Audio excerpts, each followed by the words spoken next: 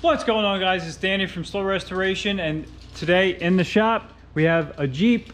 Jeep's been in here before, but we got a couple more things to do to it. Update, he's changing the setup a little bit. So as always, we are changing springs and some different stuff, so it's going to change the ride height. So as always, we're going to go ahead and measure it.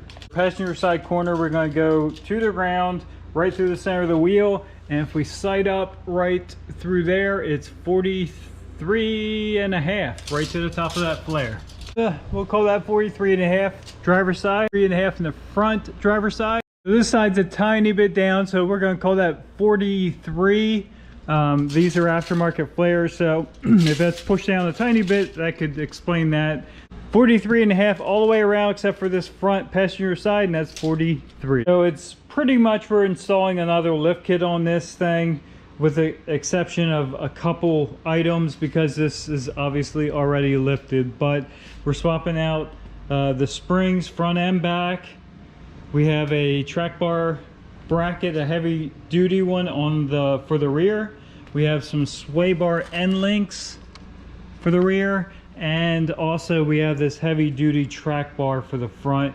I guess this is an XD Yeti Smarts or Steer Smarts, so let's get cracking on it. Got it up in there. It's already got Fox shocks on the back that are well good enough, long enough for this lift. No issues there.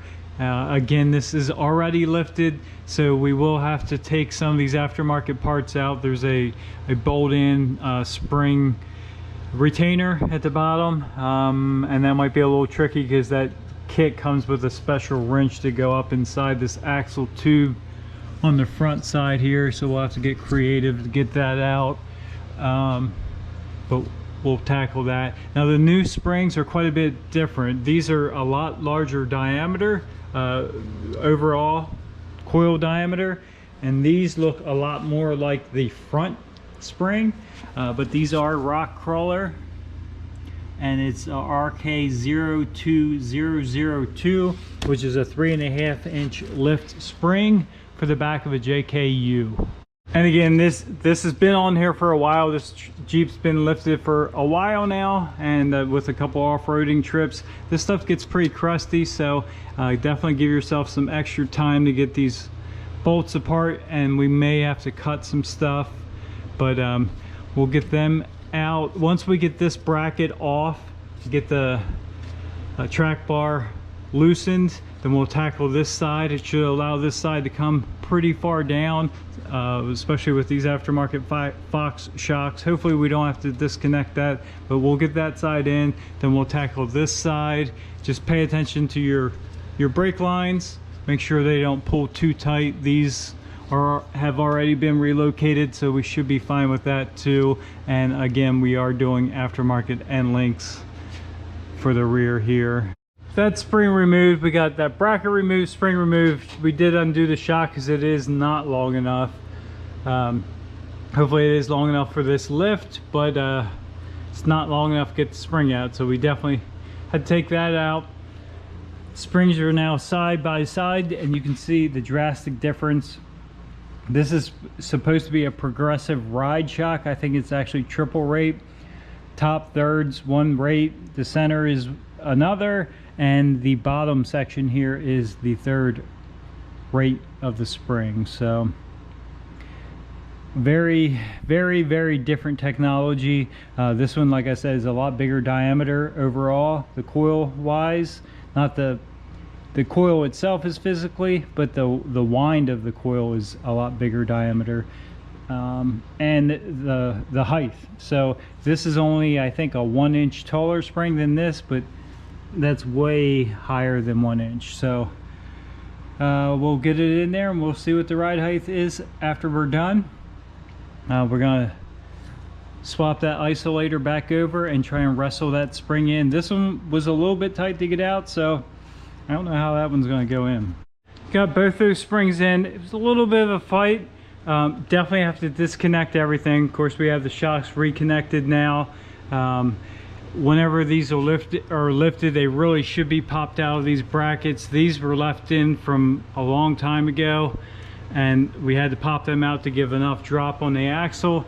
And these shocks, I really had to jack up on that axle to get these shocks reconnected, so they're borderline long enough. I know they're rated for this lift, but we're gonna have to check ride height and see how much additional it went, which we were going to anyway, but we did get them reconnected and it will settle down some. So let's keep moving here. We can do our sway bar end links, and then we'll go ahead and put that bracket on for the track bar, the relocation bracket. I did make a mistake. It does not go through the shock bolt, it goes through the lower control arm bolt to triangulate that. So it goes through here, stock location, through that spot, and then it clamps through the axle housing. I'll get it installed and I'll show you how it looks. All right, so all back together here, sway bar end links connected, shocks tight. We got this bracket on. Like I said, it does go through this lower control arm mounting bolt, so it's triangulated from there to there, and this U-bolt actually goes around the axle tube, and then the track bar goes on the, I'm putting it on the top hole here because these springs are pretty tall. He may be able to go down to the bottom, but I really don't think so. That kind of matches up with the way you had it before. So back is complete. Let's move to the front.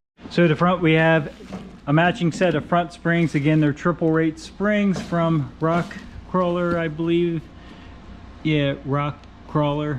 I don't know the part number on these. Right there it is, RK02001.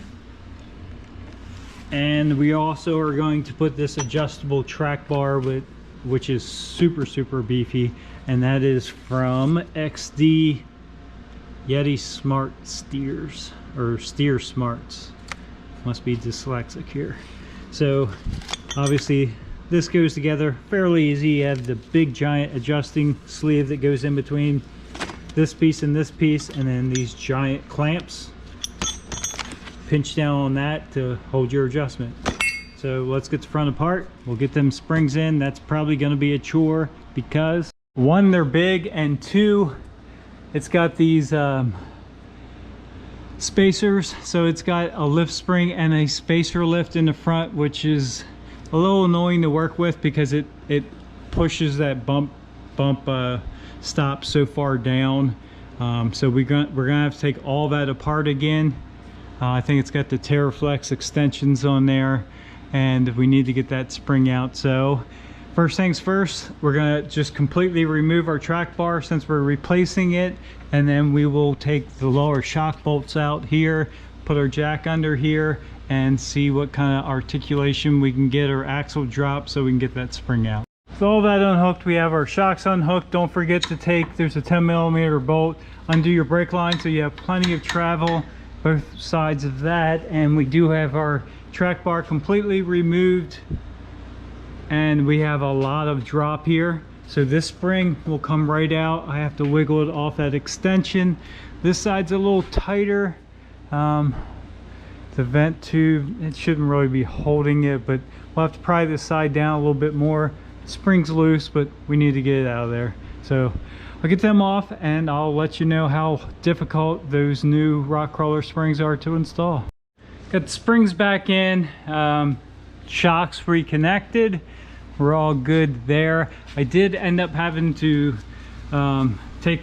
disconnect the drive shaft to get that drop on the driver's side to get the springs in. And the next issue I'm having is getting these Terraflex bump stop extensions back in, because the top of the spring is actually too small. This is too big to go through the top of the spring. You can see how it really squishes down, which improves the ride, but it's not good to get those in. So I had to feed that up through, pry the spring in there, but now I need to get this installed, and it kind of snaps up in there. This is a urethane, so that's going to be a little tricky. Still working on that, but I'm going to go ahead and try and get this track bar adjusted somewhat and connected up in there, and then we will keep going. And to start with this massive piece, this thing is triple, maybe quadruple the size of the stock, so very heavy duty. We went ahead and assembled it with these. Make sure you put these sleeves on, pinch washer bolts, whatever you want to call them, on the center before you put the ends on.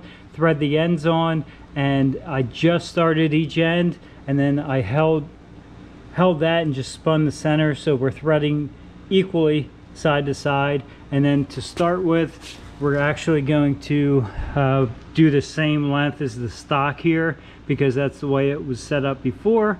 He should technically have a front end alignment after this is done, but we'll get it as close as we can with this.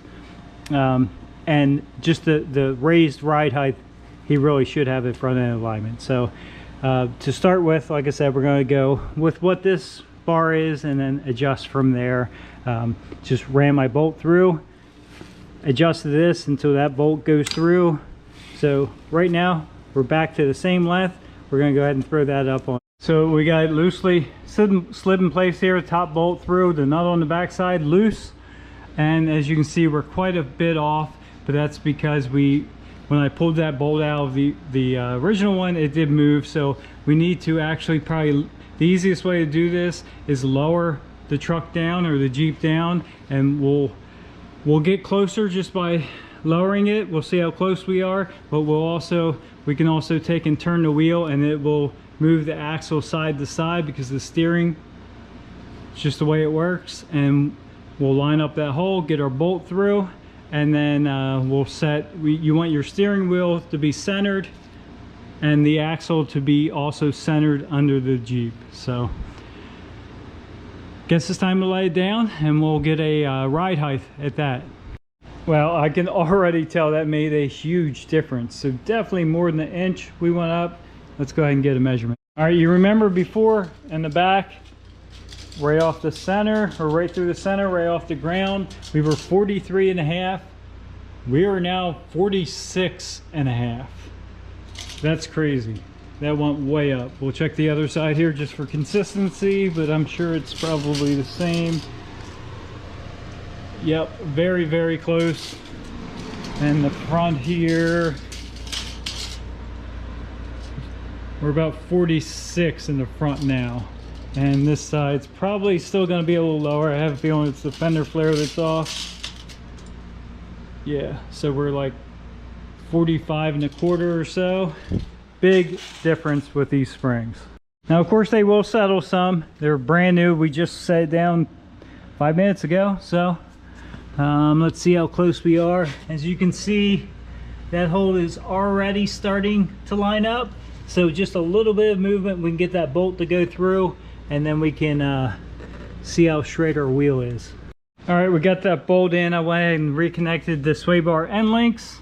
Bolts in. We still have to tighten these bolts up, but I wanted to make sure we were good. As you can see, that thing is massive.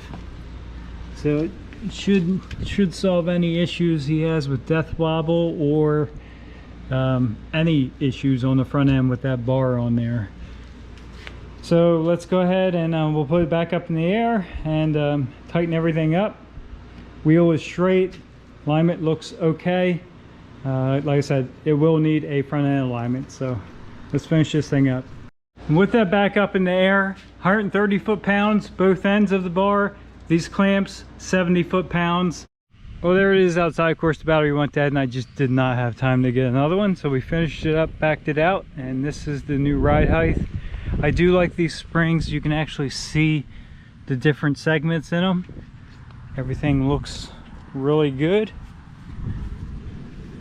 That new track bar is super beefy. So again, he's not gonna have any issues with that.